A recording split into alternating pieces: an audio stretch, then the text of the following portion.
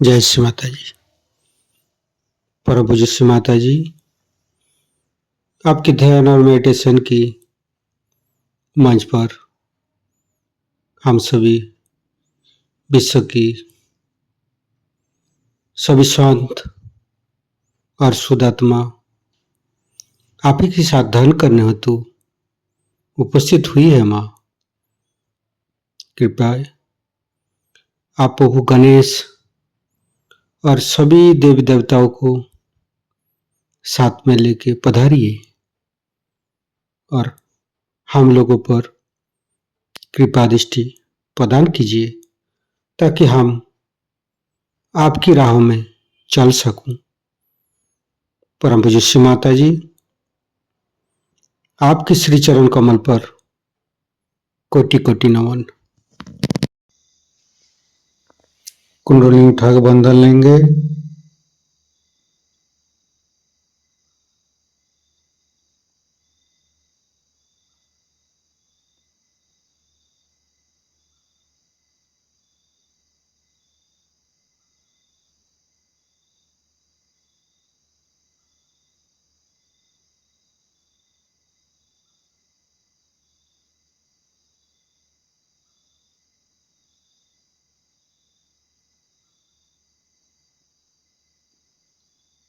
तीनों महामंत्र।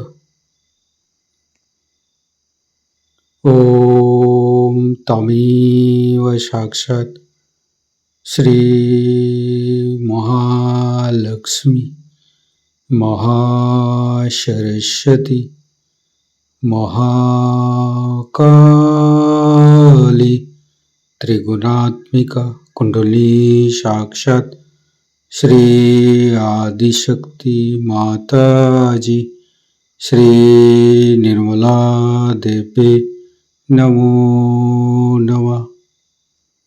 ओम तमेव साक्षात् श्री कल्की साक्षात् श्री आदिशक्ति माता जी श्री निर्मला देवी नमो नमः। ओम तमेव साक्षात् श्री कल्की साक्षात् श्री सहस्रार स्वामिनी मोक्ष प्रदायिनी माता जी श्री निर्मला देवी नमो नमः। गणेश मंत्र। ओम तमेव साक्षात् श्री गणेश साक्षात् श्री आदिशक्ति माता जी श्री निर्मला देवी नमो नमः। दोनों हाथ खुला हुआ परम पूज्य श्री माता जी की बिंदी को देखते रहेंगे। संपूर्ण चित्त हृदय पर परम पूज्य श्री माता जी कृपा करके हमारे हृदय को स्वच्छ बनाइए। स्वच्छ हृदय कमलासन पर श्री चरण को स्थापित कीजिए। माँ परम पूज्य श्री माता जी, हमारे हृदय में जो कुछ भी है आप ही का बना हुआ है। हमारी सांसें, हमारी रोम रोम आप ही का दिया हुआ। माँ परम पूज्य श्री माता जी, आप ही ने तो हमें शुद्ध आत्मा स्वरूप बनाया। परम पूज्य श्री माता जी, हमारे हृदय पर आइए और हमारी आत्मा को परमात्मा के साथ मिलाइए। परम पूज्य श्री माता जी, आप ही तो दुर्गा जी है, आप ही तो शिव जी है। कृपा करके दुर्गा जी की शक्ति और शिव तत्व हमें प्रदान कीजिए। माँ परम पूज्य श्री माता जी, हम अज्ञानी है, हमारी अज्ञानता की बस में यदि आपकी शान के खिलाफ कोई गलती हुआ हो, कृपा करके क्षमा कर दीजिए माँ। संपूर्ण चित्त मूलाधार चक्र पर तीनों मूलाधार को देखेंगे। हे आदिशक्ति माँ, कृपा करके हमारे ऊपर कृपा दृष्टि प्रदान कीजिए। हमारे ऊपर प्रभु गणेश की शक्ति प्रदान कीजिए माँ। हे आदिशक्ति माँ, हम कभी अतीत में चला जाते हैं माँ, कभी भविष्य में चला जाते हैं। कृपा करके अतीत और भविष्य झूठा है माँ, कृपा करके हमें मध्य में स्थापित कर दीजिए माँ। परम पूज्य श्री माता जी, आप ही तो प्रभु गणेश है। कृपा करके हमारे तीनों नाड़ी सातों चक्रों के अंदर समस्त दोषों को, समस्त रोगों को, समस्त बाधाएं दूर कीजिए माँ। संपूर्ण चित्त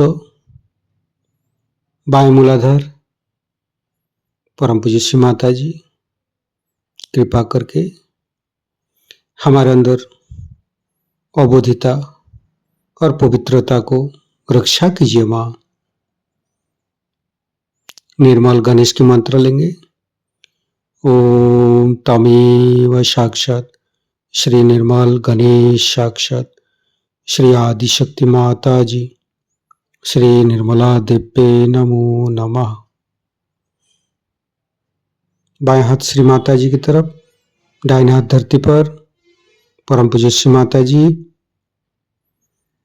हमारे बाएं मूलाधार में समस्त दोषों को, समस्त बाधाएं को ये दाहिने हाथ तले होते हुए धरती पर विलीन कर दीजिए माँ।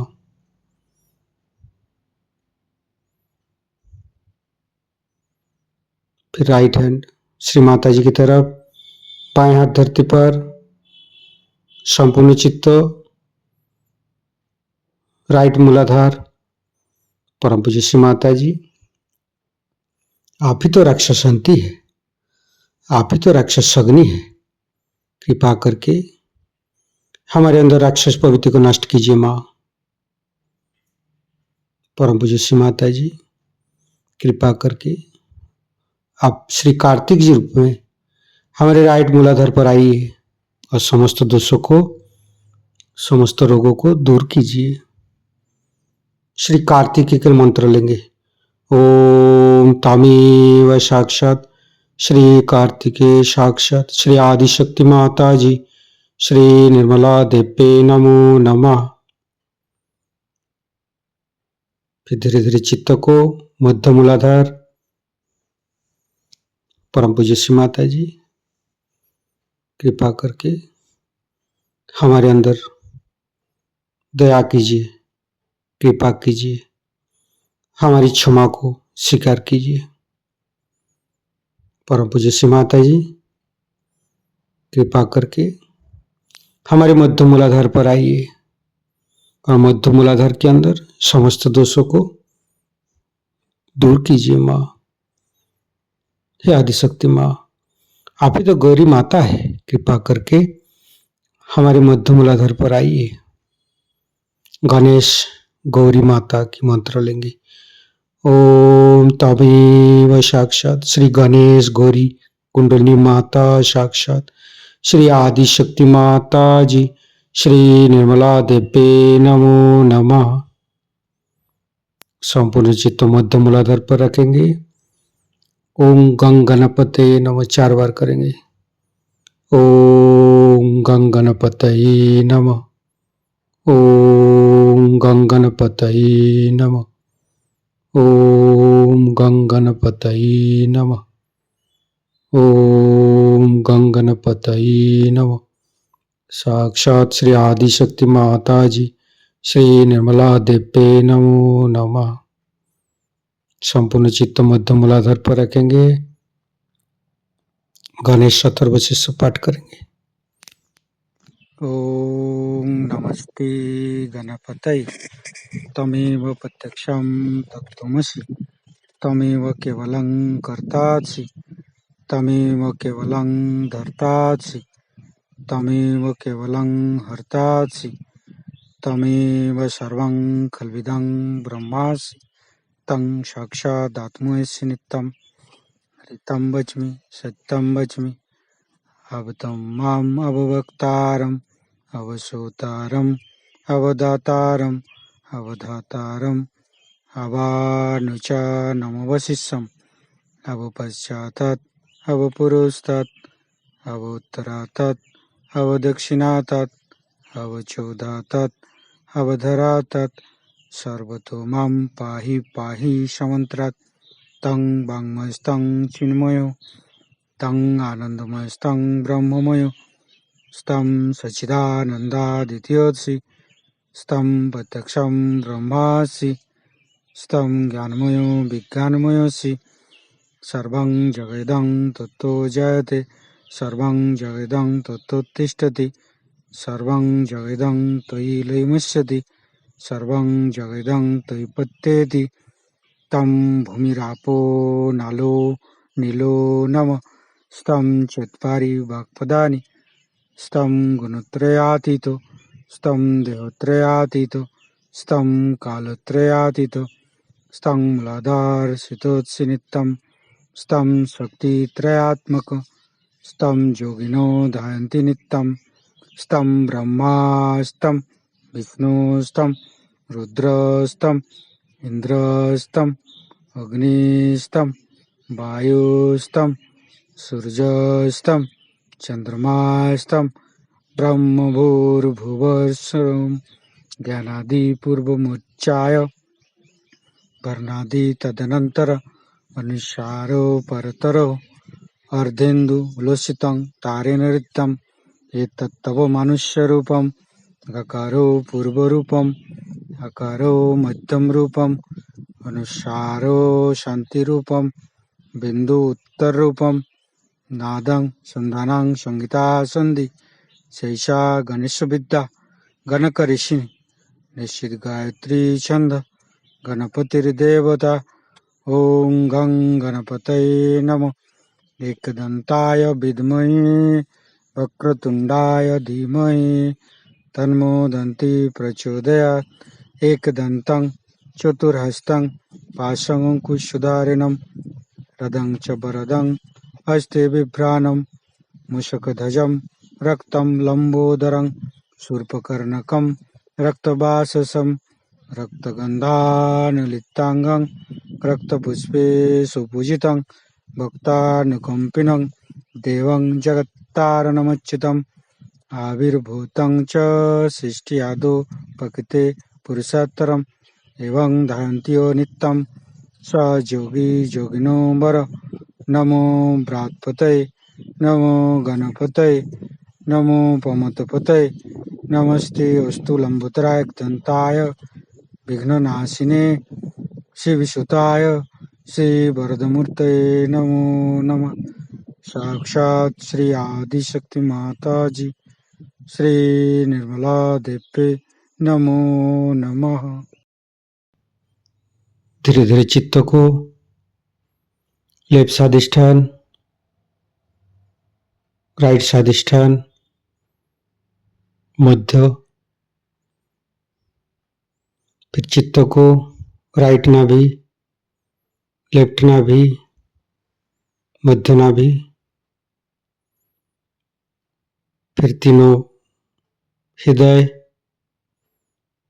तीनों विशुद्धि फ्रंट आज्ञा बैक आज्ञा।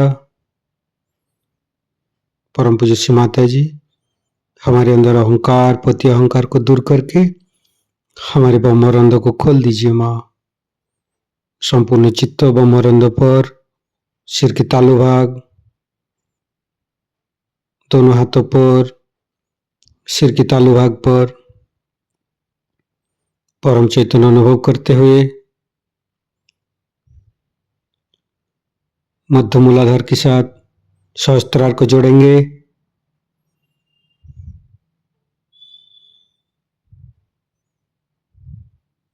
लेफ्ट मूलाधार के साथ सहस्त्रार को जोड़ेंगे।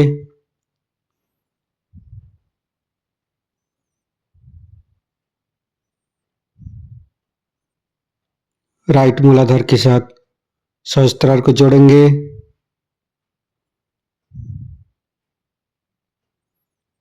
फिर संपूर्ण चित्त सहस्त्रार पर रखेंगे। परम पूज्य श्री माता जी, हमें निर्विचारिता प्रदान कीजिए माँ। हमें ध्यान का स्थिति दीजिए माँ। निर्विचारिता का मंत्र लेंगे।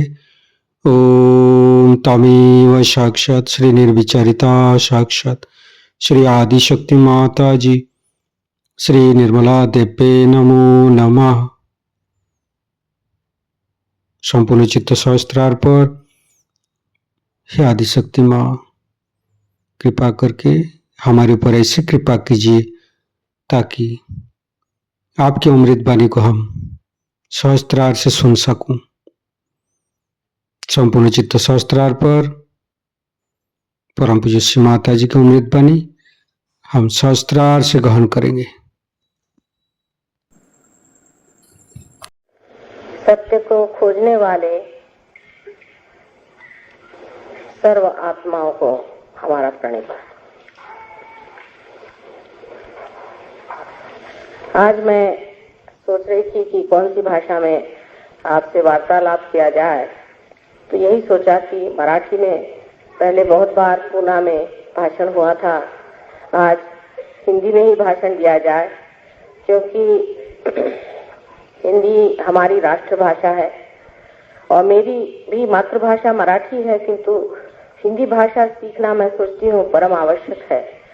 और इसलिए आप लोग मराठी प्रेमी लोग मुझे उदार अंतःकरण से क्षमा करें, और हिंदी बोलने वाले लोग जो साहित्यिक हैं वे भी मुझे क्षमा करें अगर कोई त्रुटियां हो जाए तो। किंतु सबसे पहले जान लेना चाहिए कि भाषा तो हृदय की होनी चाहिए।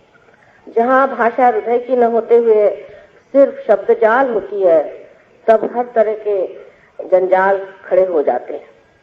इसलिए कोई सी भी भाषा जो हृदय से निकलती है वही मार्मिक होती है, उसी का असर भी होता है। हम लोग सत्य को खोज रहे हैं अनेक वर्षों से, आज ही की ये बात नहीं है। अनेक वर्षों से हम सत्य को खोज रहे हैं और उसकी खोज होते होते काफी लोग भटक भी गए हैं। उसका कारण हमें समझ लेना चाहिए, क्योंकि आज की जो स्थिति है, आज का जो माहौल है, वातावरण है, उस वातावरण में ये समझ में नहीं आता है कि सब लोग परमात्मा की बात करते हैं, धर्म की बात करते हैं, और उस पे इतना झगड़ा, इतनी आफत और इतना तमाशा क्यों खड़ा करते हैं। ये प्रश्न जरूर हमारे जो तरुण पीढ़ी के लोग हैं उनके सामने आता है, और वो लोग ये पूछते हैं बार बार कि माँ इसका क्या मतलब है।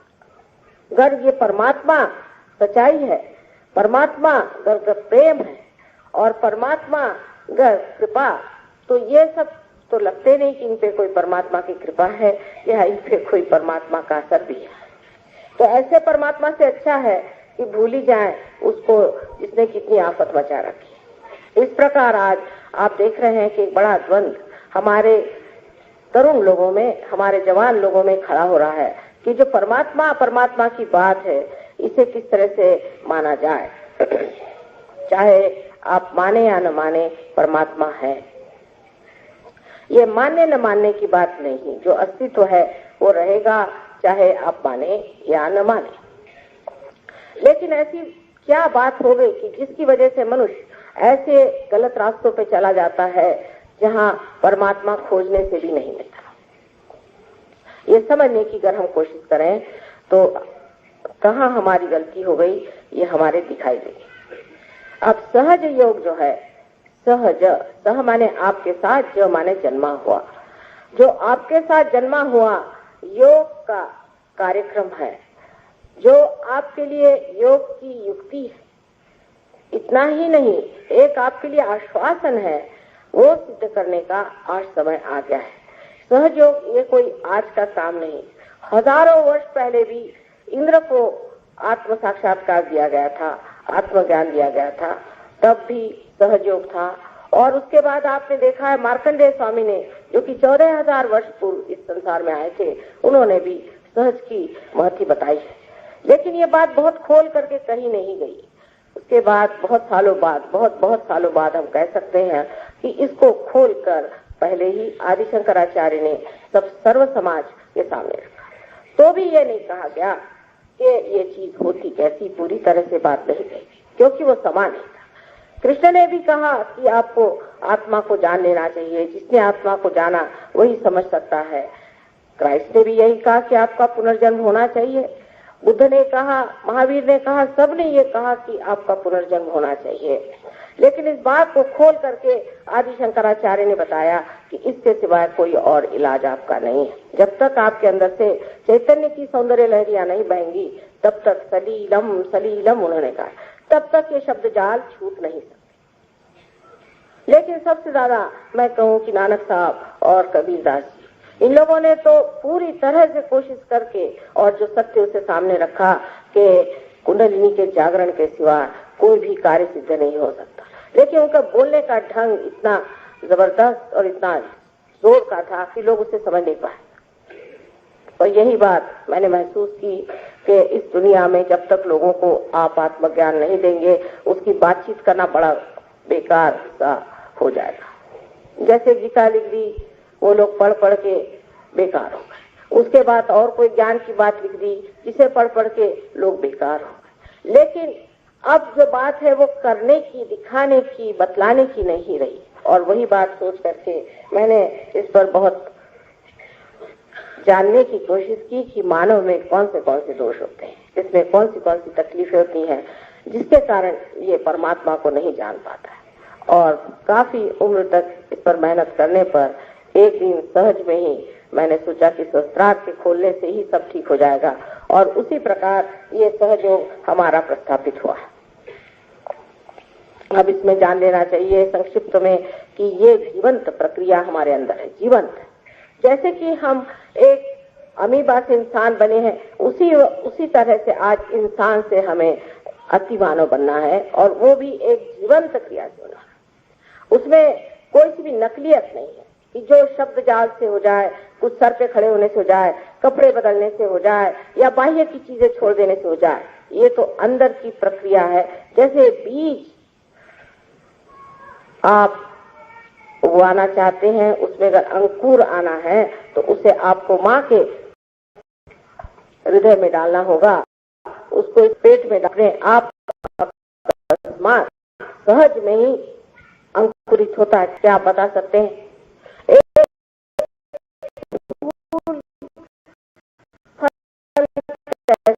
आप बता। इसी प्रकार सहज योग जो है एक खुद घटना, लेकिन ये हम बता, क्योंकि मनुष्य के जितने भी कार्य हैं सब ज्ञात है। इसलिए अपने अंदर जो कुंडलिनी स्वरूप, जो त्रिकोणाकार स्थिति में बैठी हुई है, वो जागृत आत्मबोध होता है। आश्चर्य की बात है कि गीता पर, गीता लिखते वक्त है वो गीता पूर्णतया ज्ञानेश्वर जी ने कुंडलिनी से व्याख्यान किया हुआ है, उसको बतलाया हुआ है, समझाया, उसका वर्णन भी बहुत सुंदर किया, बहुत ही सुंदर किया हुआ है। और उसके बाद उन्होंने ये भी बताया है कि जिस वक्त ये कुंडलिनी का जागरण होगा तब किस तरह से लोगों को लाभ होंगे। उसमें से एक बहुत ही सुंदर चीज ये है कि जो जे वांछिलते तो लाहू, जो चाहोगे वो मिलेगा। लेकिन चाहत ही इंसान की बदल जाती है, उसके चाहने का ढंग ही बदल जाता है। अब ये कुंडलिनी हमारे अंदर स्थित है। अब कोई अगर साइंटिफिक लोग हैं तो वो कहेंगे कि साहब ये कैसे आपने जाना। अब हम जानते हैं, आप चाहे तो इस बात को माने या न माने, लेकिन एक बात है, अगर आप साइंटिस्ट भी हैं तो आपको अपना दिमाग खुला रखना है, ओपन माइंडेडनेस होनी चाहिए। अगर आप ओपन माइंडेड नहीं है तो आप कभी भी साइंटिस्ट हो नहीं सकते। हम एक आपके सामने कहना चाहिए कि जिसे एक धारणा, एक हाइपोथेसिस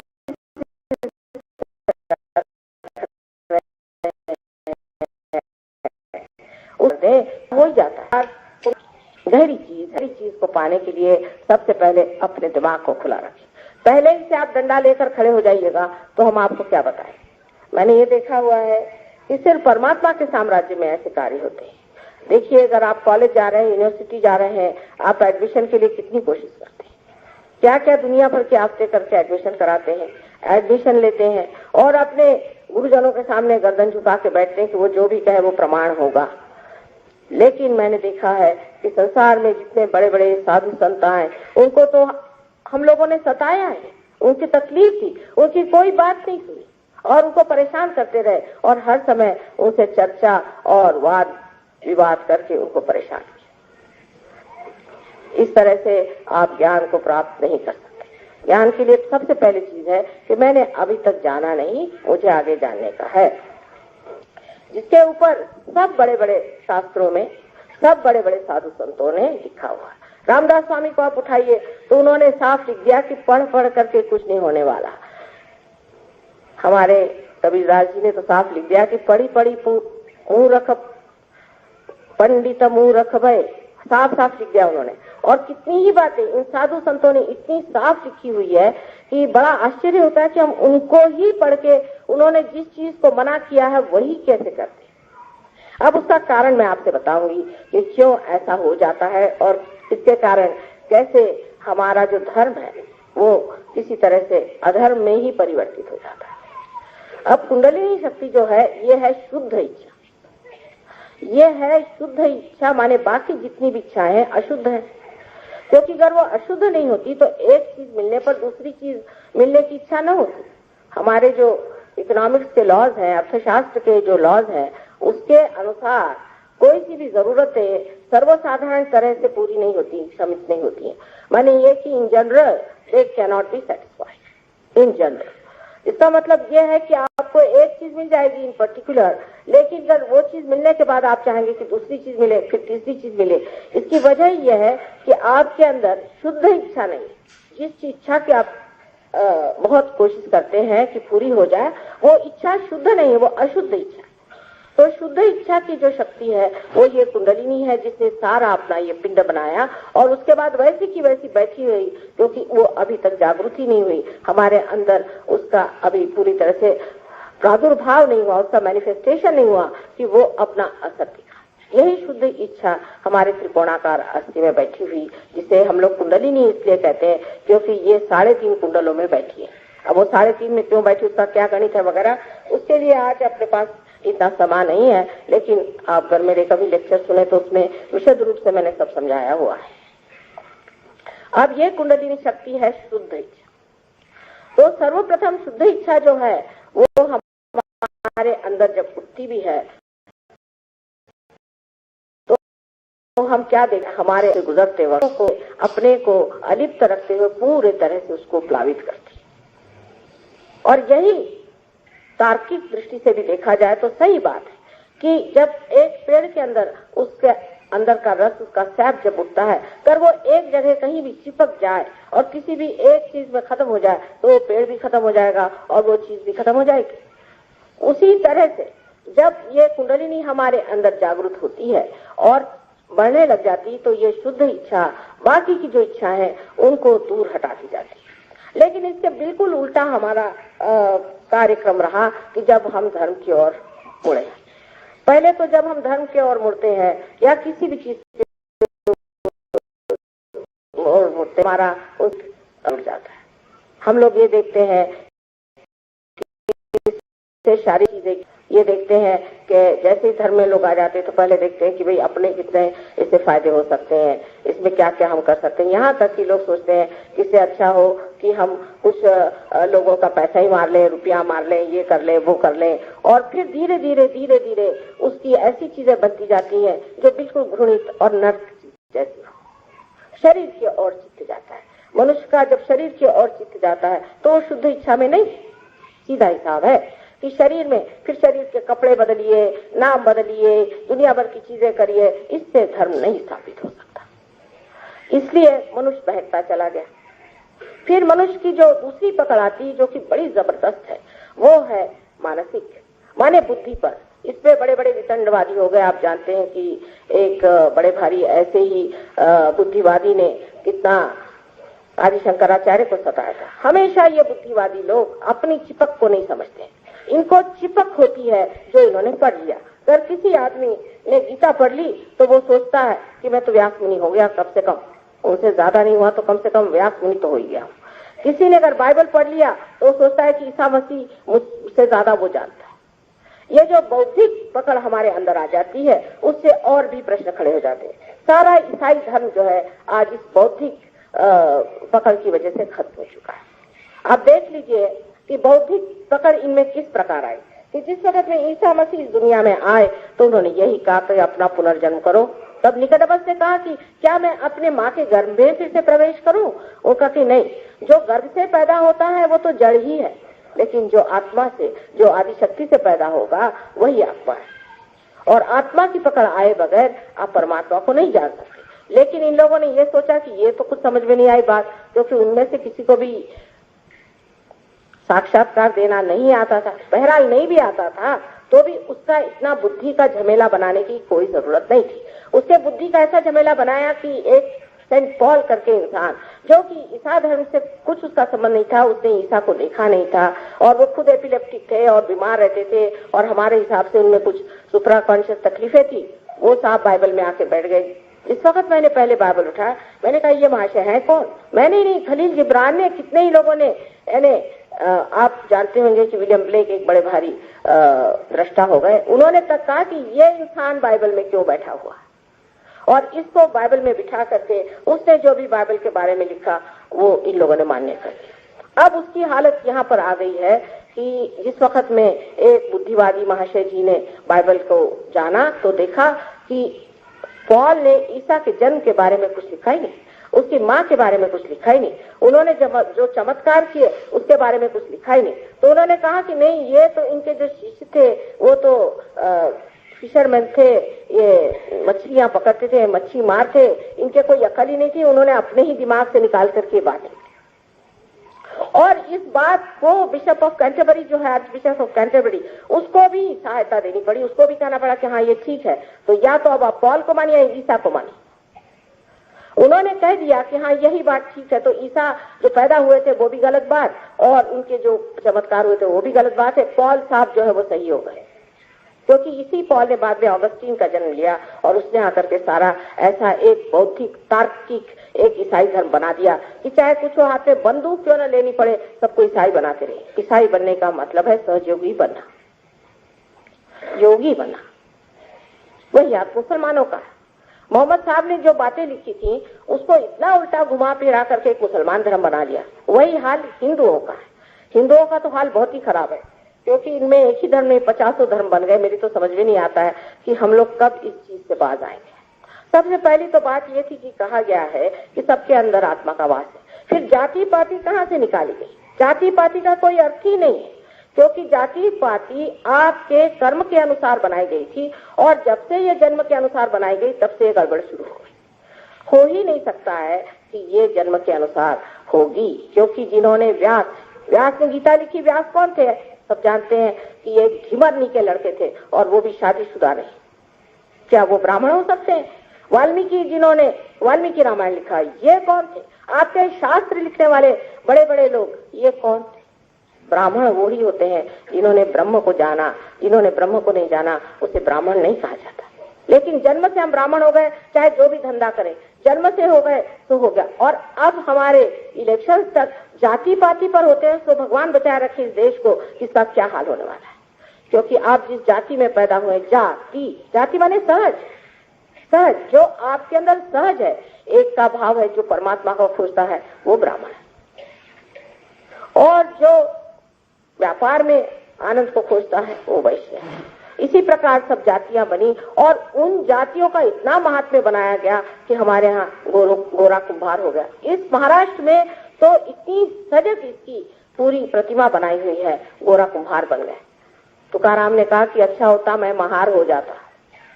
बार बार जातिवाद पे सारे संतों ने आघात किया। इतना ही नहीं, ज्ञानेश्वर जी को सताया, जो ये सब बुद्धिवादी थे, जो अपने को समझते थे कि ये बड़े भगवान के और सब चीज के ठेकेदार और धर्म के ठेकेदार हैं, उनको छल छल के उनको मारा। आज उन्हीं की ज्ञानेश्वरी लिख रहे हैं, उन्हीं की पूजा कर रहे हैं, ज्ञानेश्वर जी का मंदिर बना रहे हैं। इसकी वजह ये है कि बौद्धिक पकड़ ज्यादा जरूरत थी, आत्मा की नहीं थी। आत्मा की पकड़ होना चाहिए। सारे संतों ने कहा कि अपने आत्मा को पहचान। नामदेव साहब जो इतने बड़े भारी यहाँ के कवि हो गए हैं, इतने पहुंचे हुए पुरुष थे, उन्हें बहुत सुंदर सा काव्य लिखा है जो कि गुरु ग्रंथ साहब में भी नानक साहब ने बहुत माना और उसे लिखा हुआ है, जिसका कि मैं आपको हिंदी में वर्णन बताऊं कि वो कहते हैं कि जो आदमी परमात्मा से एकाकार हो जाता है उसकी ऐसी दशा हो जाती है कि जब उसका चित्त, जैसे एक छोटा बच्चा पतंग उड़ा रहा है, पतंग आकाश में भरारी मार के, भरारी मराठी शब्द ही लिया है उन्होंने, भरारी मार करके घूम रही है और ये बच्चा जो है औरों से बात कर रहा है, खेल रहा है, आगे पीछे दौड़ रहा है, लेकिन उस वक्त उसका चित्त उस पतंग पर। दूसरी बात उन्होंने ये कही कि जिस वक्त औरतें पानी भर के आ रही हैं और जल्दी जल्दी चल रही हैं, आपस में बोल रही हैं और उनकी घघरी सर पे रखी हुई है और आपस में हंसी मजाक सब हो रहा है, लेकिन चित्त उनका उस घाघर पे सर पे।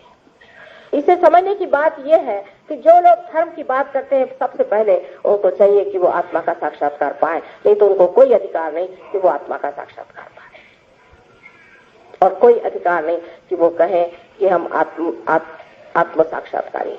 वो अपने को कहे भले कि हम बहुत ऊंचे हैं और अपना सेल्फ सर्टिफिकेट दे, लेकिन उसकी पहचान ये है कि वो जो आदमी आत्म साक्षात्कारी होता है वो उसके अंदर सामूहिक चेतना आनी चाहिए, उसके अंदर कलेक्टिव कॉन्शियसनेस आनी चाहिए। अगर उसके अंदर वो सामूहिक चेतना नहीं आई तो वो कितना भी अपने को सेल्फ सर्टिफिकेट करे तो भी तो आत्म साक्षात्कारी नहीं है। और ये बड़ी जरूरी चीज है कि धर्म को पालने वाले, धर्म को संभालने वाले आत्म साक्षात्कारी होना चाहिए। धर्म पे चर्चा करना भी उन्हीं का अधिकार है जिन्होंने अभी तक उस प्रकाश को पाया नहीं, आत्मा के प्रकाश को पाया ही नहीं। वो क्या उसकी बात करेंगे जो अंधेरे में खड़े हुए, अंधेरे की ही चर्चा होगी। या एक अंधा आदमी क्या बताएगा कि कौन से रंग है और कौन सी कला यहाँ पड़ी हुई है। इसलिए पहले अपनी आंख खोलनी चाहिए और वो आंख सिर्फ आत्मा के ही दृष्टि से जाना जाता है। गीता में भी कहा है आत्मन्नेव आत्मने तुष्टः, आत्मा आत्मा से ही तुष्ट होता है।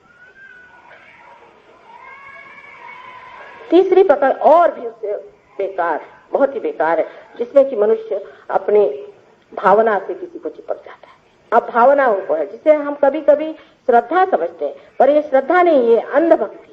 अंधभक्ति से लोग चलते हैं। अंधभक्ति माने ऐसी कि जिस वक्त में ईसा मसीह आए तो लोगों ने कहा कि हम तो भाई मोजेस को मानते हैं क्योंकि मोजेस तो मर गए थे, अब हम मोजेस के, हम तो ईसा मसीह को मानते नहीं। जैसे कि जू लोग थे, उन्होंने कहा कि हम ईसा मसीह को नहीं मानते, हम तो सिर्फ मोजेस को मानते। अब उस वक्त मोजेस तो वहां थे नहीं और इसीलिए मोजेस ने कहा था कि हमको सफर करना चाहिए तो हम तो सफर करेंगे। हालांकि ईसा मसीह के आने से हमारी सारी सफरिंग ही खत्म होने वाली थी, लेकिन उनका नहीं, हम तो सफर करेंगे। तो ठीक है, आपके लिए हिटलर आ गया, सफर करिए। यही एक उनका बेसिक डिफरेंस था कि हमें सफर करना चाहिए। अब सफर क्या, परमात्मा के लिए आपको क्या दुष्ट बातें सिखाई गई हैं कि आपको हाल अपेक्षा और दुख और यातनाएं उठानी पड़ेंगी। अरे जिस परमेश्वर ने आपको ये मनुष्य का देह दिया है उसने कोई आपको तकलीफ दे करके, परेशान करके किया है। आपके माँ ने भी जब आपको जन्म दिया तो सारा कष्ट तो अपने ही ऊपर उठाया है, कोई आपको तो कष्ट नहीं दिया था। फिर ऐसी बातें लाना कि आज हमारे महाराष्ट्र में तो खास ये है कि आज सोमवार है तो उपवास है, कल मंगलवार है तो उपवास है, कल बुधवार है तो उपवास है और फलाना है तो उपवास है। यानी अपने देश में ऐसे ही लोग उपवास से बहुत है, काय को उपवास करते। लेकिन उपवास करने की इतनी बीमारी हमारे देश में, और वो भी उन दिनों में करेंगे जिस दिन कि हमारे किसी बड़े महान अवतारों का जन्म हुआ। जैसे हमारे यहाँ संकष्टी मानते हैं, जो गणेश जी का जन्म हुआ है उस दिन उपवास करेंगे। अरे अगर आपके घर बच्चा पैदा हुआ तो उस दिन क्या आप उपवास करेंगे, सूतक करेंगे या मिठाई बांटेंगे? सब उल्टी बात कर दी कि ये जो भावनावश होकर के अपने को दुख देने से परमात्मा मिलते हैं, आपको यातना देने से परमात्मा मिलते हैं, जैसे शिया लोग करते हैं। ये बड़ी गलत फहमी में लोग बैठे। उल्टे जो प्रसन्न जीतते हैं उन्हीं को परमात्मा मिलते हैं। जैसे अंग्रेजी में कहा था count your blessings one by one. जो अपनी ब्लेसिंग्स को सोचता है परमात्मा ने कितना मुझे किया है, उसी को परमात्मा मिलती है। जो अपने को हाल अपेक्षा में और दुख में डालता है, आप ही बताइए, किसी माँ ने अगर अपने बच्चे को देखा कि वो अपने को भूखा मर रहा है तो इससे बढ़ के वो माँ के लिए और क्या दुख की बात होगी? वो कहेगी कि मेरा जन्म ही व्यर्थ है अगर मेरा बच्चा भूखा रहता है। इससे ज्यादा दुखदाई और कोई चीज ही नहीं हो सकती। हाँ, अगर आपको उपवास करना है तो करिए, उसमें कोई हर्ज नहीं, आप अपनी तंदुरुस्ती के लिए करिए, लेकिन परमात्मा के लिए उपवास वगैरह करने की जरूरत नहीं। ये एक भावना का एक कि हम बड़े दुखी। दूसरा भावना का ये कि हमारी बड़ी भगवान पे श्रद्धा है। जब राम आए तो उनके वक्त में उन्होंने कहा कि हम तो परशुराम को मानते हैं, जब कृष्ण आए तो हम राम को मानते हैं, और अब जब और कोई आएगा तो ये होगा कि हम कृष्ण को मानते हैं। कृष्ण आपके सामने आज खड़े हैं क्या? कौन खड़ा है आपके सामने, ये भी सोचना चाहिए। वर्तमान में रहने की हमारी प्रवृत्ति नहीं, कुछ तो भी बाह्य पिछले इसमें रहना, किसी गत विचारों में रहना, ये भावनावेश। भावनावेश में लोग इस कदर पागल हो जाते हैं कि उसी में फिर हमारे यहाँ हम देखते हैं कि बुद्धिवादी भी और भावनावेशी भी दोनों ही, जिसे हम कह सकते हैं कि फैनेटिक्स हो जाते हैं। ये फैनेटिसिज्म सिर्फ एक भावना से चिपक जाता है, और वो भावना इतनी जबरदस्त हो जाती है, अंध भावना है, अंध चीज है, जिसकी वजह से मनुष्य इतना एक चीज को चिपक जाता है, उसकी शुद्ध इच्छा जो हो उसी में नष्ट हो जाती है। जैसे नदी आते हुए किसी रेत में चली जाए और वहां लुप्त हो जाए, उसी प्रकार हमारे अंदर की जो शुद्ध इच्छा परमात्मा से एकाकार होने की है, इसी प्रकार इसमें लुप्त हो जाती है, उसमें लुप्त हो जाती है। इस तरह की अंधश्रद्धा से हमारे यहाँ बड़ा ही नुकसान हुआ, बहुत नुकसान हुआ। और सबसे बड़ा नुकसान तो ये हुआ है कि अब हम लोग अलग अलग होके बिखर गए। हमारे यहाँ में कोई भी तरह की जोड़ने की व्यवस्था नहीं, सारी ही बिखरने की, अलग हटने की व्यवस्था हो गई, विभक्त होने की। लेकिन जब हमारा एवोल्यूशन होता है, आप देखिए कि हमारा जब उत्थान होता है, जब हम ऊंचे और ऊंचे स्तर पे आते हैं, तब सम्यकता आनी चाहिए, सम्यक होना चाहिए, इंटीग्रेशन आना चाहिए। अगर अपने अंदर इंटीग्रेशन नहीं आया तो ये समझना चाहिए कि हम बिखरे जा रहे हैं। अगर हमारे इंटीग्रेशन आने के लिए कुछ करना हो तो वो करना चाहिए, और सब इंटीग्रेशन का एक ही सूत्र है, वो है अपना आत्मा। उसको प्राप्त होते ही कुंडलिनी जब आत्मा के प्रकाश में आ जाती है, तब सब चीजें हट करके उसी के प्रकाश में मनुष्य देखता है कि दूसरा भी कितना सुंदर है, और फिर वो ये भी देखने लग जाता है सामूहिक चेतना में कि जो दूसरा है वो है कौन, दूसरा है कौन। जब आप उसी विराट के अंग प्रत्यंग है तो दूसरा कौन है, दूसरे पे उपकार कौन सा हो रहा है? सब अपने ही है, हमारा ही हाथ और हमारे पैर, हमारी ही आंख है। लेकिन हम लोग तो जो इंतजामात करे हैं कि एक हाथ से आंख को फोड़ दीजिए, एक हाथ से नाक को काट दीजिए, एक हाथ से कान काट दीजिए, और उसके बाद कहिए, एक कान को पकड़ के कहिए कि साहब हम धार्मिक हैं, वो कहे नाक को पकड़ के हम धार्मिक हैं। इसमें धर्म का लेश मात्र भी नहीं। जब कोई आदमी फैनेटिसिज्म में पड़ता है तो वो जान ले कि इसमें लेश मात्र भी नहीं है। जब तक आप में सम्यक ज्ञान नहीं आ सकता, वो सिर्फ आत्मा के प्रकाश से आता है। किसी ने भी, किसी भी संत साधु ने ये नहीं कहा कि आप आत्मा का प्रकाश न ले, वरना आज ऐसा अगर एक भी गलती से आदमी हो जाता तो लोग उसी से ढिंढोरा पीटते। लेकिन भगवान की ऐसी कृपा है कि कितना उन्होंने सहन किया, लेकिन हमेशा कहते रहे कि आत्मा को प्राप्त करो, आत्मा में सब। यही आत्मा की प्राप्ति करने के लिए हम लोग अनेक चीजें करते हैं, और सहयोग में हम देखते हैं कि अनेक तरह के लोग हर एक देश में आते हैं। यहाँ से जो कुछ चोर उचक्के गए थे, उन लोगों ने वहाँ सन्यासी रूप धारण करके और लोगों को बेवकूफ भी खूब बनाया, और उसको बेवकूफ बना करके उनसे यहाँ तक बताया कि अगर तुम गांजा पियोगे तो तुमको भगवान मिल जाएंगे। वो बेचारे गांजा भी पीने।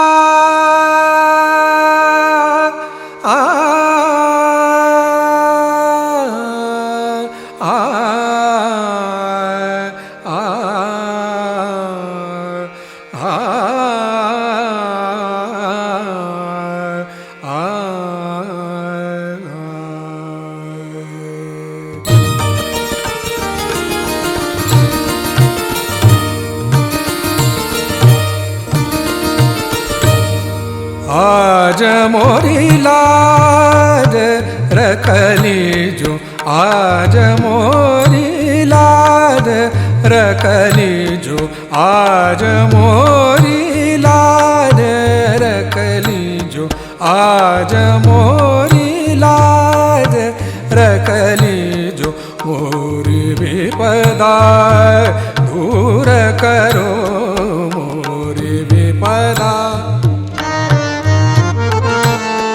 मोरी विपदा दूर करो, मोरी विपदा दूर करो, आज मोरी लाज रखली जो।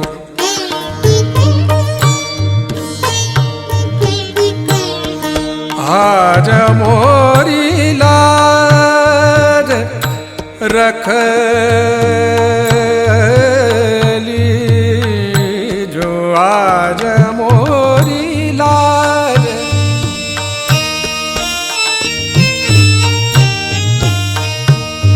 मोरी लाज,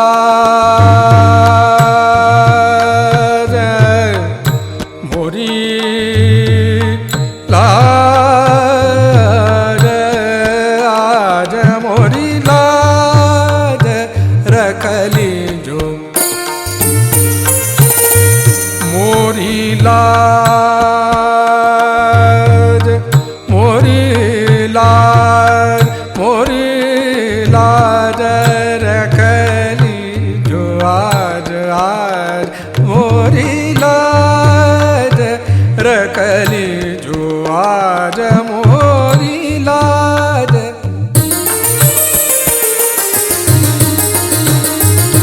मोरी लाज, मोरी लाज, आज मोरी लाज रखली जो,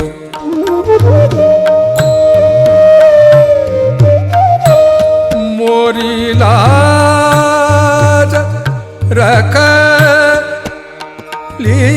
जो, मोरी लाज, आज मोरी लाज रखली जो, आज मोरी लाज रखली जो,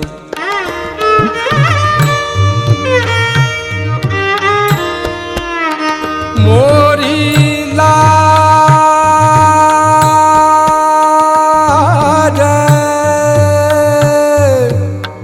मोरी लाज रखली जो, आज मोरी लाज रखली जो, मोरी लाज,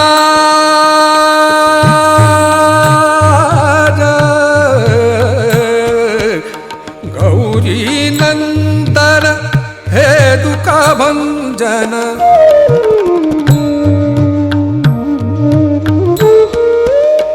गौरी नंदन,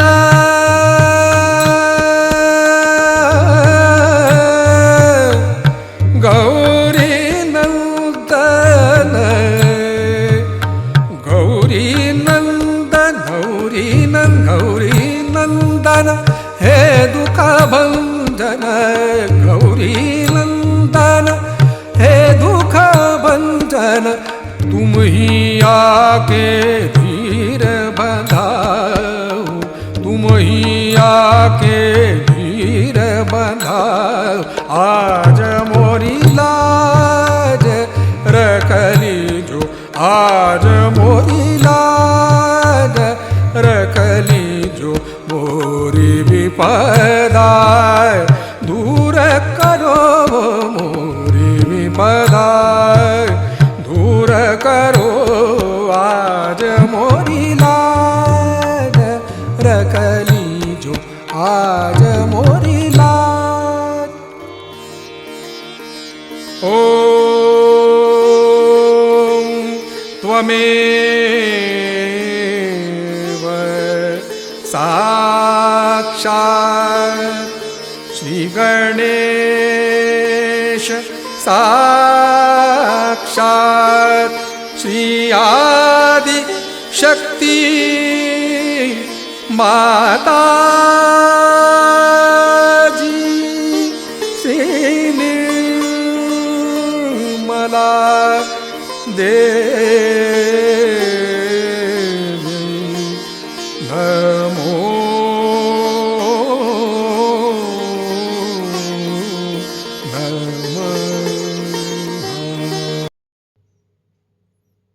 हे आदिशक्ति माँ,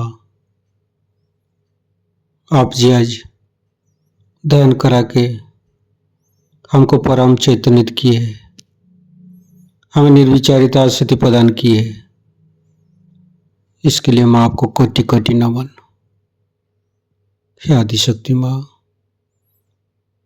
आप ऐसे ही हमारे साथ छत्र छाया बन के रहिए, परम चैतन्यित प्रदान करते रहिए माँ। कुंडली उठाकर बंधन लेंगे।